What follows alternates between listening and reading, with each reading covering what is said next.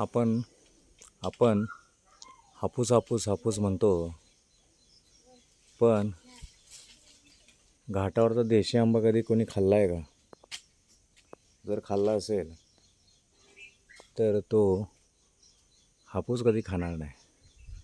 मित्रांनो, आंबा गोड आंबट असलेला कधीही छान लागतो, सर्रस लागतो.